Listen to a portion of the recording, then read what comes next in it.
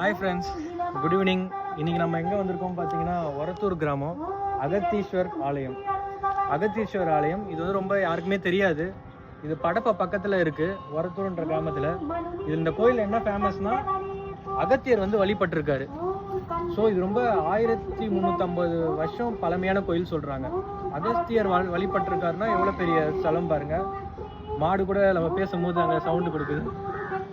So இங்கே வாங்க அப்படியே பார்ப்போம். இங்கே பார்த்தீங்கன்னா இந்த நந்தியும் நம்ம திரும்பி இருக்கும். அகத்தியர் வந்து வழிபட்டனால அந்த நந்தி வந்து இந்த சைடு திரும்பி இருக்குன்னு சொல்லிட்டு அந்த ஐயர் சொன்னார்.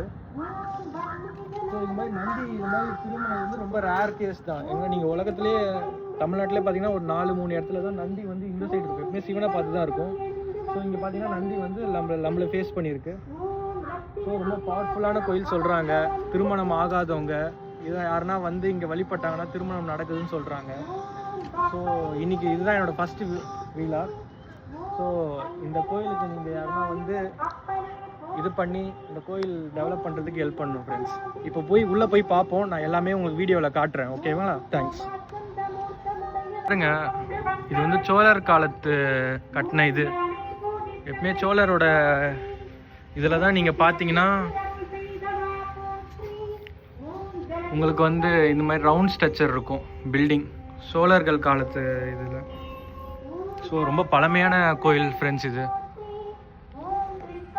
சோழர் காலத்தில் தான் இந்த மாதிரி ரவுண்ட் ஸ்ட்ரக்சர் ஆர்கிடெக்ட் இருக்கும். ஸோ கல்யாண குளத்தில் இருப்பாங்க.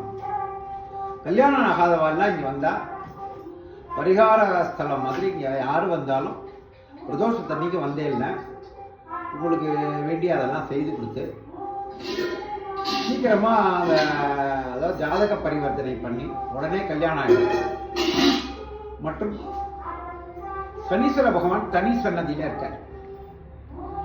சனீஸ்வரனுக்கும் வந்து எல்லாரும் விளக்கு போடுறதோ ஒரு அர்ச்சனை பண்ணுறதோ, அதாவது சனி பயிற்சிக்கும் போது எல்லாம் சிறப்பாக நடந்துட்டுருக்கு.